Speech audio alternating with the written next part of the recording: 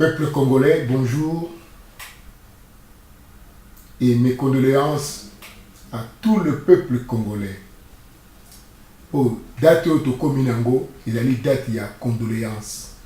C'est-à-dire que Congolais nous surtout aye bayango ke pour na tolonga bitumba oyo, pour na tolonga kolongola kabila, il faut na famille ya mutu na mutu moko na kati na biso à connaître Bibembe. Pour ceux qui tobangi Bibembe, eloko moko tokosala ezalité.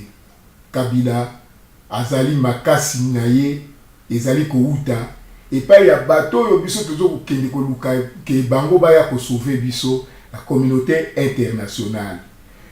Wana esika wana atato sali ndenge nini communauté internationale azali pona Kabila.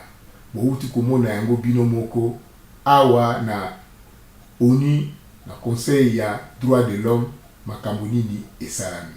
Malgré Kabila azako boma, malgré Kabila azako kanga, malgré Kabila azo sala ba génocide, mais nyoso tu wana ONU atali yango te, ba africain ba voter que Kabila na gouvernement na ye ba koti na kati ya droit de l'homme.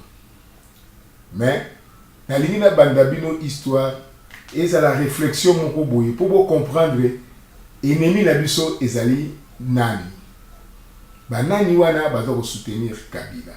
Tokende na esika ya génocide ya Rwanda oyo ezalaki provoqué par Yemoko Kagame. Donc Kagame azali soutenu na SIA. Bino bongo boyebi SIA. Boy bazo ya kosala massacre na Congo ezali Front Patriotique Rwandais. Oyo bazo ko considérer makamususu non, ezali Front Patriotique Rwandais. Le Front Patriotique Rwandais FPR de Kagame soutenu par la CIA. Ce sont en effet les États-Unis qui ont joué le rôle sur le déclenchement du génocide rwandais de 1994. Ce qui va déclencher qui génocide ya rwandais de 1994. Mawani oyo bakoyoka na biso peuple congolais pour na ba massacrer biso ba atteindre but na bango.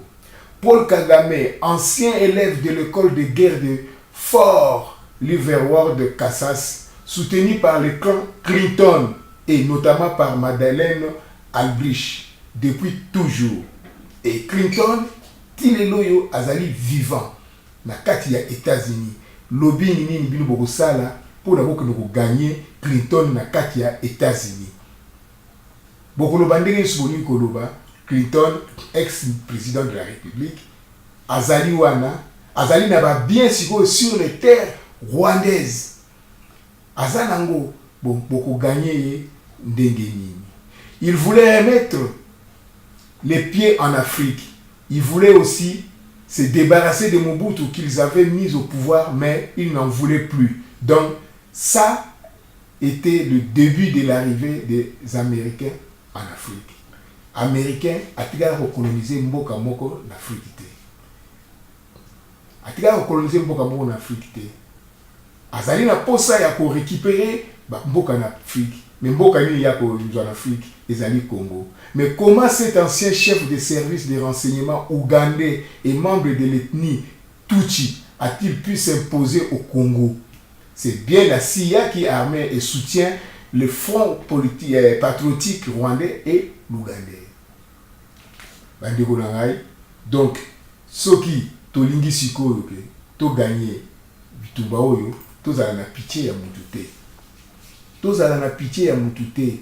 Congolais tant boza na kati ya Congo oza omoni rwandais omoni ougandais donc sikoyo comme peuple na bango baza ko soutenir le gouvernement na bango. Donc il est moment sikoyo ya ko saccager ba peuple na bango ko maltraiter ba peuple na bango comme ça peuple na bango moko ba telemela batu na bango pour na ndenge ke ba lâcher Congo soki te tokokoka te. Rwanda et Ouganda sont actuellement les deux supplétifs locaux des États-Unis, soutenant les groupes armés au Kivu et au Katanga, au Kasaï et partout dans le Congo. Les États-Unis ont se débarrassé d'un concurrent potentiel, Mobutu, pour accéder à des ressources minières très important. Donc, tokanisaki Mobutu, alingaki Congo te, mais Mobutu alingaka Congo makasi. Mobutu asedaki Congo te, yango tina baiko sala nyonso tout pour ba éliminer ye, pour ba accéder sikoyo facilement na richesse ya Congo. Bon biso sikoyo toza ko bunda, toza ko loba, bazo beta masasi, tozo kima peuple congolais. Il faut sikoyo to luka ndenge nini ba beti masasi, to beti masasi. Ba bomi biso to bomi pe bango. Soki ndenge wana te, toke na ndenge ya pacifique, ekosimba te. Depuis les années 90, Washington contrôle en effet la région des Grands Lacs pour des raisons stratégiques et économiques. Son sous est riche en ressources minières rares et précieuses, des coltans, yango bakosala ba ordinateur, banini tout ça là, big guys, bango nde bako soutenir ba biloko wana. Uranate, mais on y trouve également de l'or, du tungstène, du béryl ou de l'étain. Bon, tangu biloko wana eza na kati ya mboka na biso, eloko nini bakoki ko yokela biso mawa, bakoyokela biso mawa ndenge nini? Bongo mpona nini biso tokoyokela bango mawa? Combattante, résistante, surtout ya diaspora. Toluka sikoyo, to sangana, ngai na se porter garant. Aona kati ya France, boka nga na lovanda. Ba combattant bazali, ba résistant bazali. Na lingi na yeba, na chaque groupe ya ba combattant, na chaque groupe ya ba résistant, ba nani oyo bazali en tête na bango, to kutana na bango, to solola, to mettre stratégie au point. To fungola caisse ya solidarité, to tia bongo na kati kuna, to jouer rôle oyo yekoki. Po oyo ya biso rôle ya biso ya bayanki to jouer là ngona ndenge ya bambongo mingi te ko futa ka ba pays de l'Est bazali awa. Dashi kuna siko ba panzani. Ba terroriste bazo ka siko place ko kende. Ba tumusu bazali ba malade ba nina kufa na bango bandakala. Ko kitsa bango na Kisasa pona kokende ko na mena to série ya ba assassinat. Faut organiser yango. Les Américains ont mis cette région sous leur contrôle. Aujourd'hui, c'est quasiment le cas, puisque toute cette richesse phénoménale du Katanga et du Kivu, région de la RDC limitrophe de l'Ouganda et Rwanda, est exportée vers le port est africain et à destination des compagnies américaines, israéliennes ou britanniques. Mais depuis, la guerre ne s'est jamais terminée. On a eu 12 millions de morts en RDC. Voilà, tozo obunda na bango wana. Tozo obunda na ba américains, tozo obunda na ba israéliens, tozo obunda na britanniques.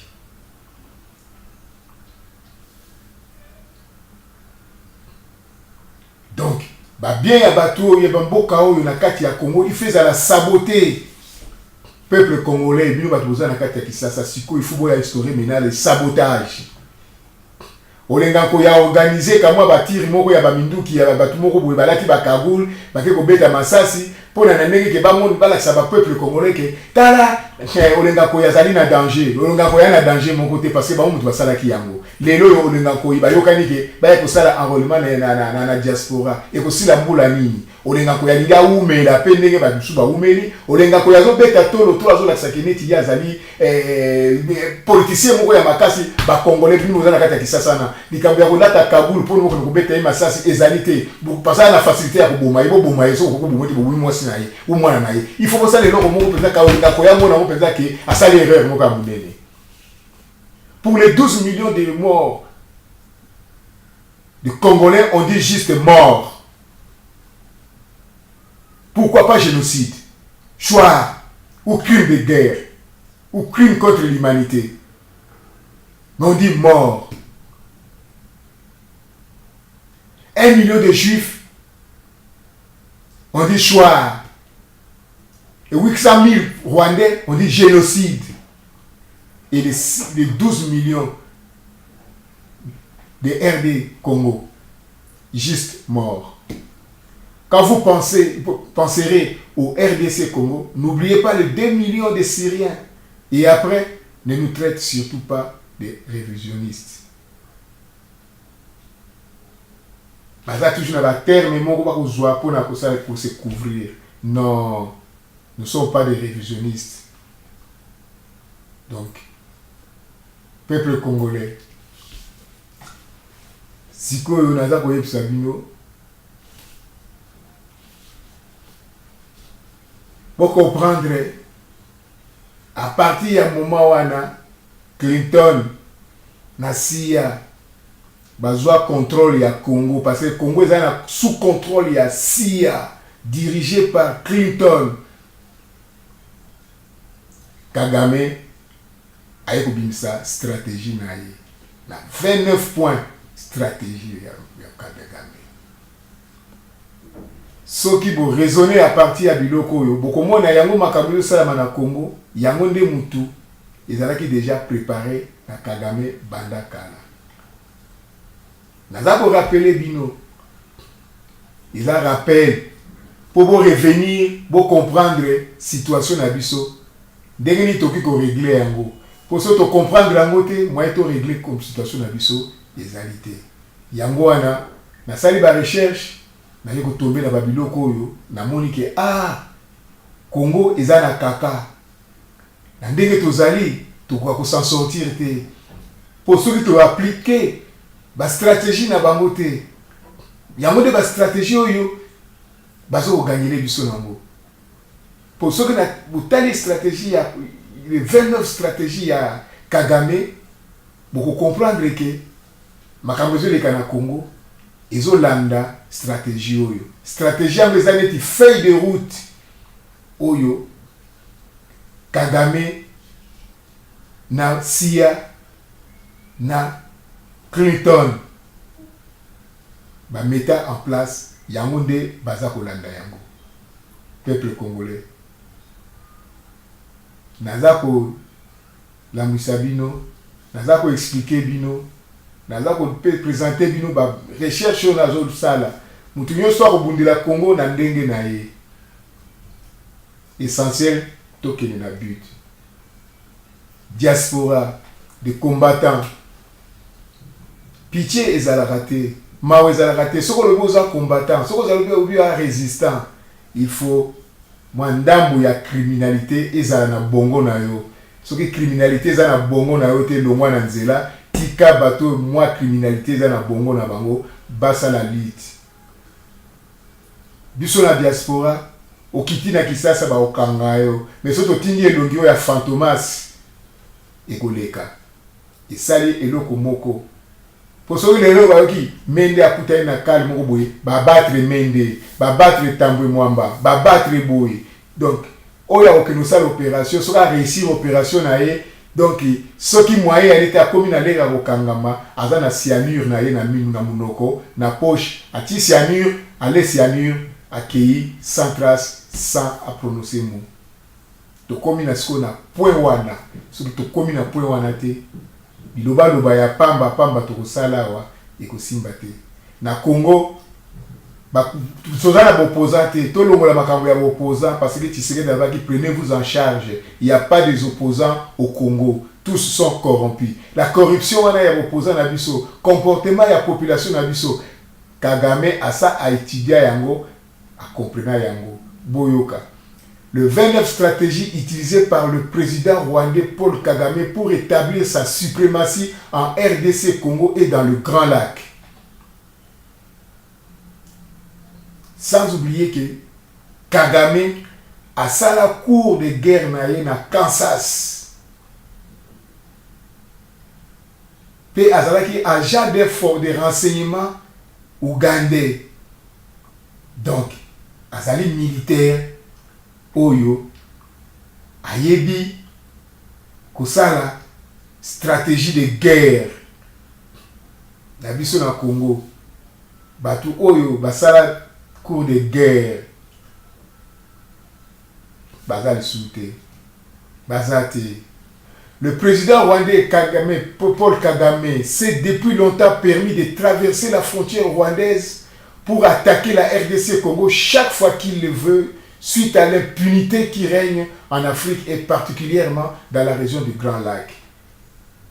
Tangazo Kota Azobima, Monisco Azawapi, Oni Azawapi, pour Oni Ayebiango, que Kagame Mutu Azosala, Bajio na Congo, Ayebiango, les alliés mission Oyo, Bapesa Oni, Bapesa Kagame, à toute l'impunité Kagame azoko bouma azoko massacrer tozolo bakeo maïmaï mutu babomi bakati mutu kamina sapu mutu basali boy. Mais non, il y a les fonds patriotiques rwandais bango nde mutu bazoko kota bango nde mutu bazako bouma mais tozoko mona bango te tozotanga bakombo mususu mais batu bazosala massacre bango aya. Il n'est même pas reproché de tout abus qu'il commet en RDC Congo. Malgré les atrocités dans lesquelles il est toujours impliqué, il ne cesse de recevoir un appui des pays développés qui, de bonne foi, observent tout ce qu'il fait. C'est aussi une complicité de leur part. Alors, pourquoi vous avez la poto Félix Banane, tout ça là, pourquoi vous avez là vous avez la peau nani Katumbi mbongo nini aza nango oyo eleki Bill Clinton na association na ye bomoni yango te mbala moko sikoyo Katumbi mouvement ayaki nango na ebandeli tout elali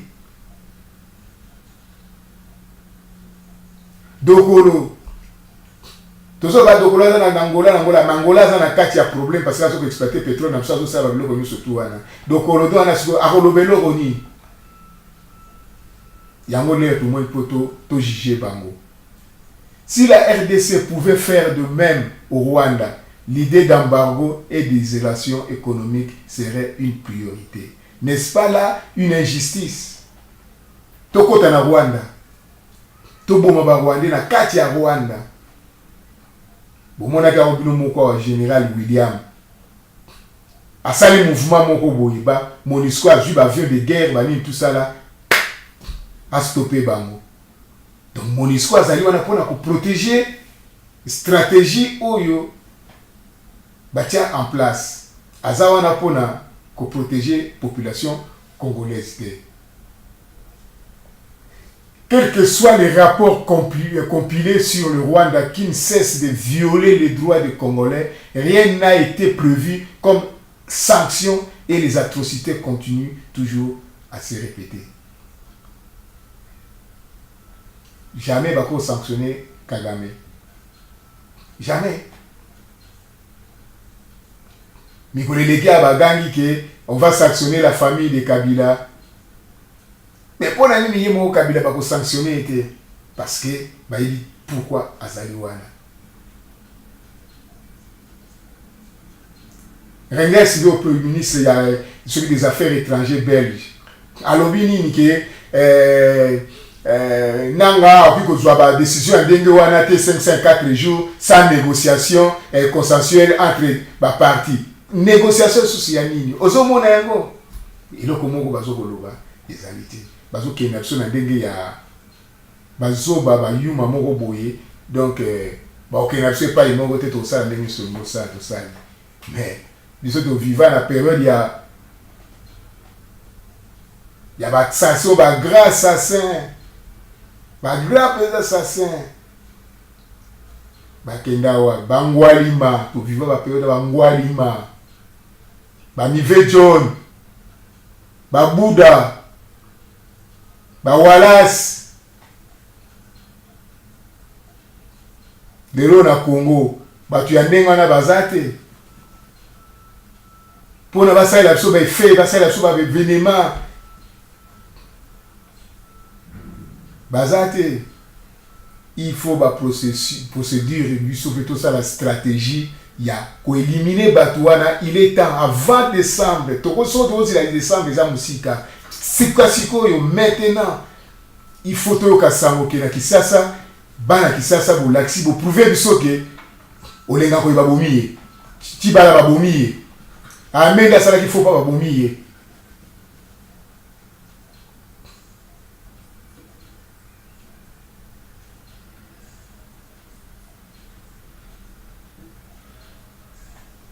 Considérant le produit national brut BNP du Rwanda, il est réellement difficile de croire que le Rwanda puisse engager un an de guerre contre un immense pays comme la RDC Congo. Pour y parvenir, le Rwanda a toujours utilisé 29 stratégies pour mater le Congolais et par ricoche, cela l'aide à établir sa suprématie dans ces pays.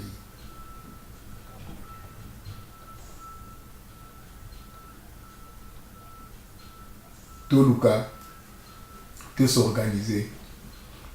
Boy baza na mboka, babunda na ndenge yake, poko bima babomi bomi pa mapamba bino bomi rien. Non. Ba soda na biso baza na kati ya Congo. Boza komona mote ke bazo silisa bandeko na bino, bovandi pe tranquille. Bovandi tranquille. Boyoka siko stratégie Oyo Kagame atiaki en place. Le 29 stratégie ya Kagame. Et ça me rappelle là au Salabino. Boye basala tanga yango. Batala sikoyo ndenge baki ko appliquer yango. Boye batanga mona noté. Bayoka mo sikoyo. Ba comprendre que makambo ezo salama eza cinéma. Basi ba montango bandakala yango tozo mona. Kagame la première partie de la stratégie naïe. Stratégie numéro 1. Corrompre les Congolais parce qu'ils sont encore aveugles. Monsieur Kangama. Kagame le bien ou bien. Monsieur Kangama.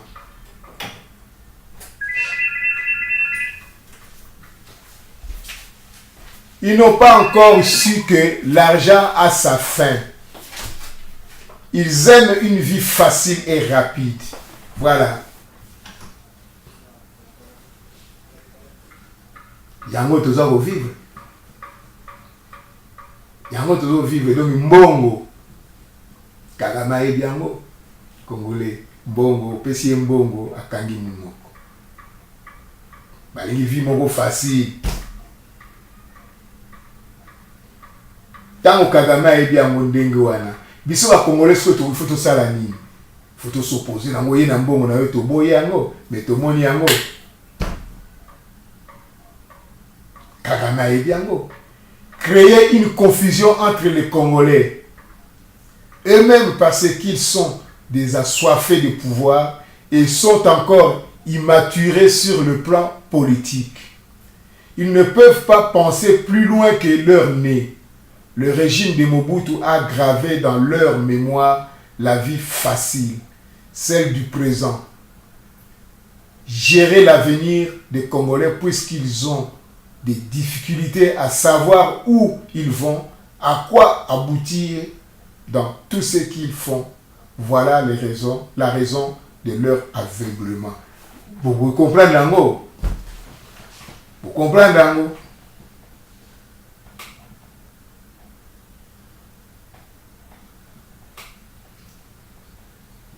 Vous comprenez yango donc créer une confusion. Confusion. Yango bazo créer confusion za na kati na biso. Confusion za na kati na biso. Kagame ebaki yango déjà. Créer bango ba confusion. Mobulu na kati bango na bango ba kopanzana. Ba koyokana te. Il faut pas kolinga ke ba yokana. Donc mbongo kaka. Sokotala ngo tu ezoke na ndenge ya mbongo. Mobutu a même sur la facilité. Oui, Kassabou va avoir des adaptations. Adapter qui sont dans le modèle, il y a mbongo, il y a facilité. Donc Kagame a bien go. Va comprendre yango. Bazaki na biso na Congo.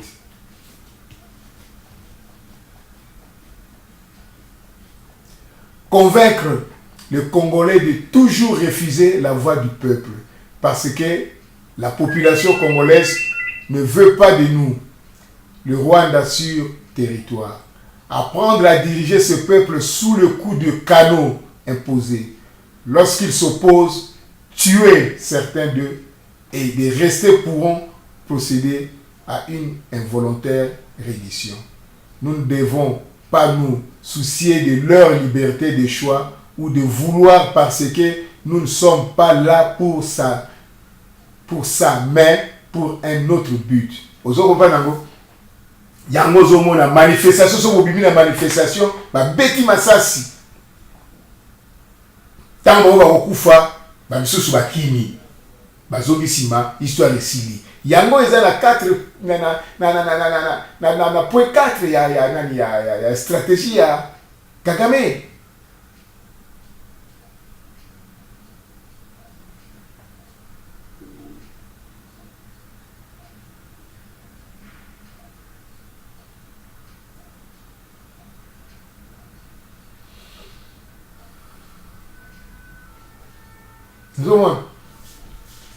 Beta Massassi va au Kima.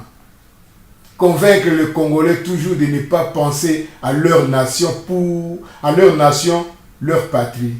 Lorsque nous leur parlons, leur montrer qu'à partir du projet que nous entreprenons ensemble, ils deviendront riches. Donc, l'argent kaka. Mais les Congolais d'auto, beba nambongo. Ils achèteront des véhicules, maisons, ils seront bien.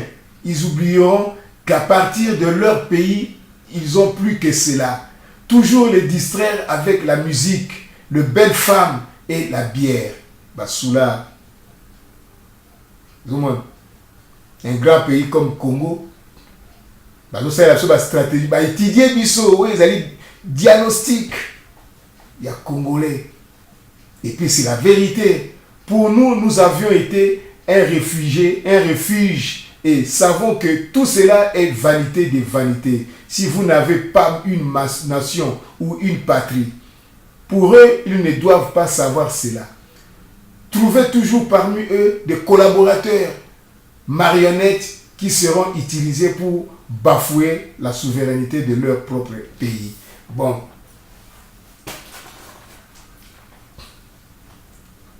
La vie partie il a envoyé le peuple congolais. Vous comprendre un mot nini. À partir ya oyo bo funga misu. Qu'ils allaient loko moko ba préparer yango kala. Olenga nko ya ganga trop. Chibala aganga trop. Azola tamaneti pona nini. Misu wana. Eza malade, soit qui malade pona nini. La manifestation. Alors ta manette il y a fierté quand Chibala. Il y a manette il y a passe ya misu. Ba rayon soleil sur la longue lunette c'est fini. Congolais. Bokangi et boboto les lunettes tu as botali si moi. Terminé misu lali. Autala subu kute sili. Yango balobi yango. Vanité de vanité. Tobosa la souveraineté na biso tuketo so bosa nango tala ba tuloka ba tapi moi tapi tambwe tala ba tuana tala ba tuloka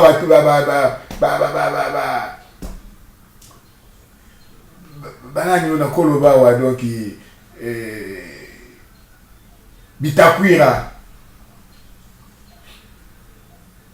tala mutu lokola Zakari Baba Soso, Baba Soa. C'est là convaincre le Congolais. Donc, Batouana surtout, Batali Batou Yako éliminer Babo.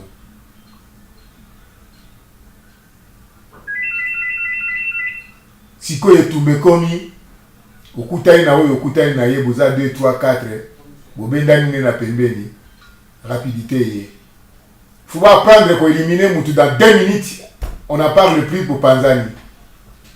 Na Congo pe.